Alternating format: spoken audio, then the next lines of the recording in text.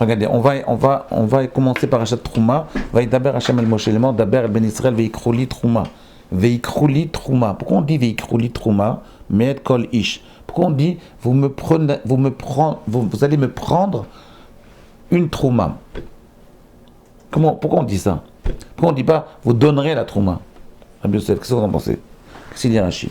Lilishmi, il faut le faire pour Akadosh Baruch Hu. Trouma Afrasha. Yafrishuli Memonot. Mimamonam Nedava. Vous comprenez? C'est-à-dire, la question c'est pourquoi il dit Veikru li Trouma? Li, Rachid dit Lishmi, à mon nom. Qu'est-ce que ça veut dire? Est-ce que vous avez une idée? Alors je vais vous dire. Écoutez bien. Écoutez bien. Alors regardez. En réalité, ici, il s'est passé quelque chose d'incroyable depuis le don de la Torah. La Torah était donnée par Achat Yitro. Après Mishpatim, où on parlait des mitzvot Ben Adam Lachavero, c'est-à-dire les mitzvot qui sont a priori d'ordre logique, mais en réalité, depuis que la Torah a été donnée au peuple juif, le peuple juif est soumis à Kadosh Baruch Hu.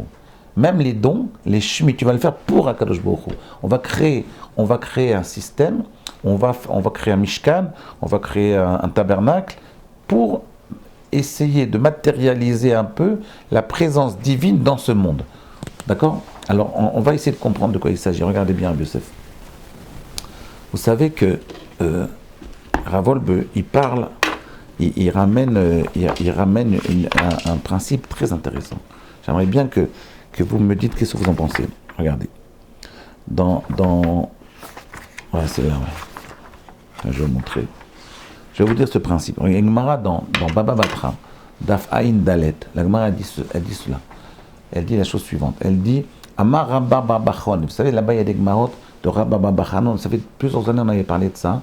Rabba Bachanon, il se promène dans le Sinaï, c'est-à-dire dans le désert du Sinaï, avec Rabbi Yoshua ben Levi. Et à un moment, il dit Ta Achveli, je vous le dis par cœur.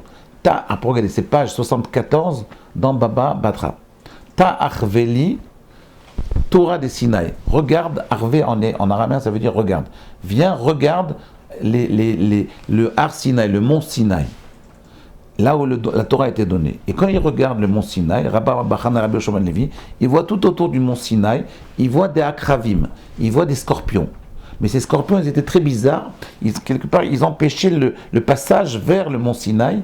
Et ces scorpions, ils avaient une particularité encore intéressante, c'est qu'ils étaient très grands. Ils étaient, la Gemara elle dit, que Khamra Levana, ça veut dire comme ils ressemblaient, ils avaient la taille d'âne blanc. Rabbi Yosef. Des scorpions qui avaient la taille d'âne blanc. D'accord? Alors c'est quoi cette notion de scorpion?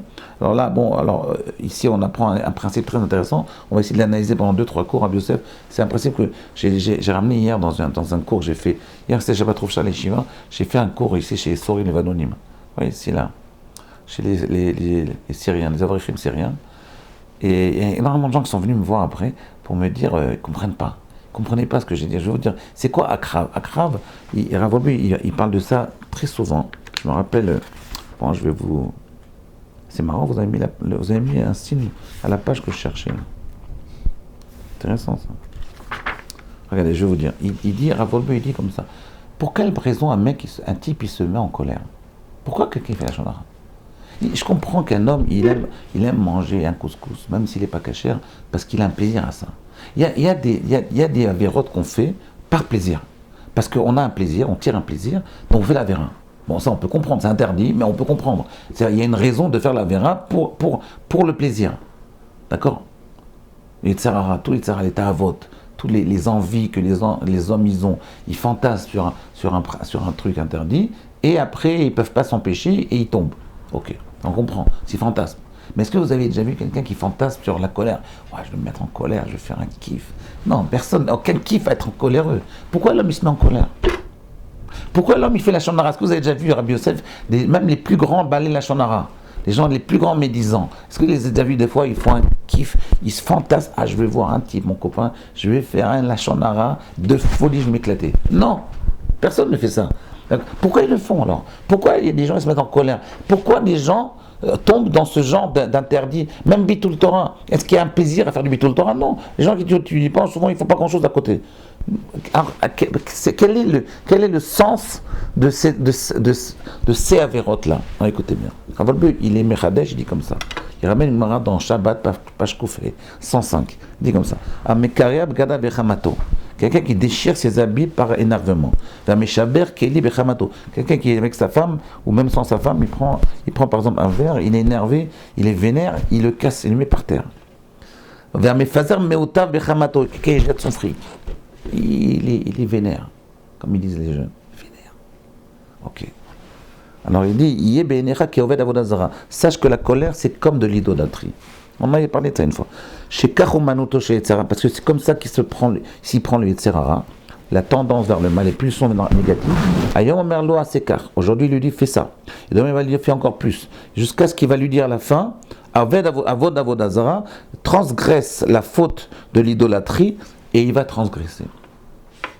Alors Rav il dit qu'en fait ce Yetzerara là, on l'appelle le Koach Hazarut, Kiou Elza, il continue, il dit, la Gemara continue à dire, Kiou Elza chez Begulfo chez l'Adam, chez où Yetzerara. C'est quoi le Elza? C'est un Koach Hazarut. Il y a une force d'étrangérité en l'homme, ce que les philosophes appellent une force d'autodestruction, de Ezek Atzmi. Il y a une tendance, une pulsion d'autodestruction chez l'homme.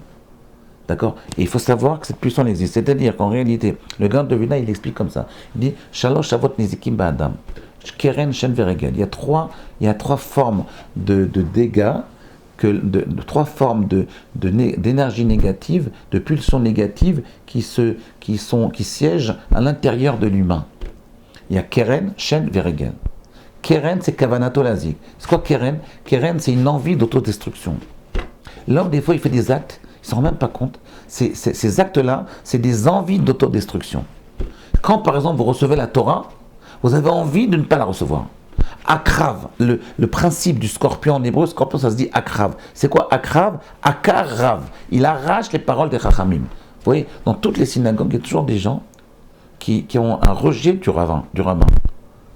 Il y a un rejet de la Torah qui est symbolisé par le rabbin. D'accord? Mais il y a un rejet de la Torah. Moi, je vois, quand j'arrive dans des endroits nouveaux, je vois, a priori, les gens, ils ont toujours un temps de recul. Je sens dans leur regard un peu de recul. Après, quand je parle cool et tout sympathique, sympa, alors ça, j'en dis Wayneck et tout, ils rentrent dans le jeu. Mais c'est-à-dire qu'il faut, a priori, il y a ce qu'on appelle un Yetzerara par rapport à la Torah de Akrav. Je vais raconter une histoire.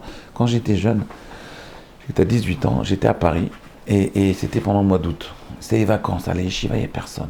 Et le Rav, un des rabbinim m'a dit, voilà, il y a un jeune là qui veut étudier, il avait 25-26 ans, moi j'avais 18 ans, il m'a dit, est-ce que tu peux l'enseigner? C'est un Baal Tshuva, il est intéressé par étudier la Torah, maintenant il a du temps. Je lui ai dit, d'accord.